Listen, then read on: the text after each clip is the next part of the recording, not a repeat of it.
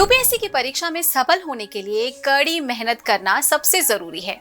इतना vast syllabus और इतना डिफरेंट पैटर्न, इन पर विजय पाने के लिए मेहनत का कोई विकल्प हो ही नहीं सकता। लेकिन यहाँ ध्यान देने वाली एक और बात है, इस परीक्षा में कंपटीशन इतना मुश्किल है कि कड़ी मेहनत के साथ साथ सही स्ट्रैटेजी की भी जरूरत है। मतलब कड़ी मेहनत को सफल बनाने के लिए सही रणनीति का होना भी कंपलसरी है। नमस्कार, स्वागत है आपका प्रभात एग्जाम के YouTube चैनल पर। ये एक ऐसा प्लेटफॉर्म है जहां आपको मिलती हैं सभी कंपेटिटिव एग्जाम से जुड़ी महत्वपूर्ण जानकारियां जो आपको किसी भी एग्जाम में सफल होने में काफी मदद कर सकती हैं। अगर आप हमारे YouTube चैनल पर पहली बार आए हैं तो हमें लाइक और सब्सक्राइब जरूर कर लें और हमारे लेटेस्ट वीडियोस और अपडेट सबसे पहले आप तक पहुंचे, इसके लिए बेल आइकॉन को प्रेस करना ना भूलें। तो आइए शुरुआत करते हैं आज के वीडियो की, जो है यूपीएससी में smart work versus hard work. तो जैसे कि हमने पहले बात की कि हार्ड वर्क और स्मार्ट वर्क दोनों को साथ में मिलाकर ही यूपीएससी में सफलता प्राप्त की जा सकती है। दोनों का ही अपना महत्व होता है, लेकिन इन दोनों में ज्यादा फोकस किस एस्पेक्ट पर करना चाहिए, ये सवाल अक्सर लोगों को कंफ्यूज कर देता है और इसी कंफ्यूजन को दूर करने के लिए इन दोनों का मतलब समझना भी जरूरी है। तो किसी भी काम को पूरा करने के लिए, किसी काम में सफलता हासिल करने के लिए कड़ी मेहनत करना बहुत जरूरी है, हार्ड वर्क बहुत जरूरी है।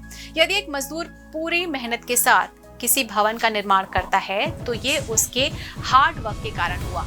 यदि एक स्टूडेंट कड़ी मेहनत के साथ पढ़ाई करता है तो वो भी हार्ड वर्क कर रहा होता है। जबकि स्मार्ट वर्क का मतलब है अपनी बौद्धिक क्षमता का प्रयोग करते हुए मेहनत करना, जिससे जल्दी और बेहतर परिणाम प्राप्त हो जाए। जैसे कि भवन बनाने वाला मजदूर अगर अपने फिजिकल लेबर को कम करने के लिए किसी टूल का इस्तेमाल करे, या फिर कोई स्टूडेंट पढ़ाई को आसान बनाने के लिए किसी नोट्स का फॉर एग्जांपल यूज करे, या फिर अपने दोस्तों से बात करते हुए किसी टॉपिक को समझ ले ताकि उससे बार बार खुद पढ़ाई करने की जरूरत ना पड़े, तो ये होता है स्मार्ट वर्क। तो अब देखते हैं कि इन दोनों में से ज्यादा जरूरी क्या है। तो पहले बात करते हैं हार्ड वर्क। उसमें पहली बात करते हैं डेडिकेशन। तो हार्ड वर्क के लिए व्यक्ति का डेडिकेटेड होना बहुत जरूरी है। तो हार्ड वर्क का जो रास्ता है वो लंबा, उबाऊ और थका देने वाला होता है, और डेडिकेशन के बिना इस रास्ते पर बने रहना मुश्किल हो जाता है। लेकिन यदि आप में डेडिकेशन हो तो आप किसी भी चुनौती से विचलित नहीं होते, क्योंकि आपको अपने ऊपर भरोसा रहता है कि आप उस चुनौती को पार कर लेंगे। Next is experience. तो लंबे रास्ते से यात्रा करने का एक फायदा ये होता है कि इसमें आपको कई अनुभव मिलते हैं जो आगे आने वाली जिंदगी में मददगार साबित होते हैं। साथ ही आप आने वाली चुनौतियों के बारे में पहले से ही सजग हो सकते हैं। Next point is painful. तो हार्ड वर्क का रास्ता बहुत ही कष्टकारी होता है। ये कष्ट सिर्फ शारीरिक हो ऐसा जरूरी नहीं, यूपीएससी के स्टूडेंट्स के लिए ये प्रक्रिया मानसिक ज्यादा होती है। कई बार ऐसे मौके आएंगे जब आपका दिल कुछ और करना चाहेगा, लेकिन आपका दिमाग आपसे कहेगा कि पढ़ना सबसे जरूरी है। तो ऐसे समय में अक्सर आप पढ़ाई तो करेंगे, लेकिन आपको समझ में कुछ नहीं आएगा। तो हार्ड वर्क का तरीका वर्षों से चली आ रही परंपराओं पर आधारित होता है। दुनिया तेजी से बदल रही है और ऐसे में कई परंपराएं टूट रही हैं या फिर ऑब्सोलीट हो रही हैं। उदाहरण के लिए जो क्लासेस लेने के दो तरीके हो सकते हैं, क्लासरूम में यानी कि परंपरागत तरीके से, या फिर इंटरनेट की मदद से कंप्यूटर या मोबाइल पर, जिसे नोबल तरीका कहा जा सकता है। तो परंपरागत तरीके से में सबसे बड़ी मुश्किल ये है कि इसमें एक तो मेहनत बहुत ज्यादा होती है और एफिशिएंसी कम हो जाती है। और अब बात करते हैं स्मार्ट वर्क की।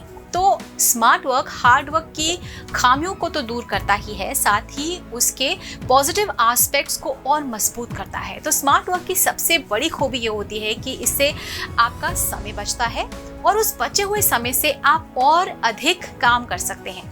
उदाहरण के लिए यदि किसी चैप्टर को आप पढ़ रहे हैं, उसमें नोट्स बनाना हार्ड वर्क है और वो तो आपको करना ही पड़ेगा, लेकिन याद रखने के लिए चैप्टर को बार बार पढ़ने के बजाय उन नोट्स को बार बार पढ़ना, दैट इज स्मार्ट वर्क। तो इससे आप कम समय में पूरा चैप्टर याद कर सकते हैं और जो समय बचेगा उसे आप किसी और टॉपिक को डेडिकेट कर सकते हैं। तो दोस्तों, हार्ड वर्क और स्मार्ट वर्क में किसी एक को चुनना असंभव है। ये कुछ वैसी ही बात होगी कि आपको अपने दोनों हाथों या दोनों पैरों में से किसी एक को चुनना पड़े।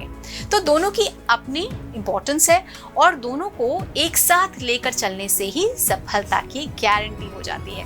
तो दोस्तों, अगर आपको हमारा वीडियो पसंद आया हो तो अपने फ्रेंड्स के साथ भी इसे ज़रूर शेयर कर लें, और अगर आपके पास हमारे लिए कोई सवाल या सजेशन है तो कमेंट बॉक्स में लिखकर हमें ज़रूर बता दें। तो जल्दी आपसे फिर मुलाकात होगी एक नए टॉपिक पर, एक नए वीडियो के साथ। देखते रहिए प्रभात एग्जाम। नमस्कार।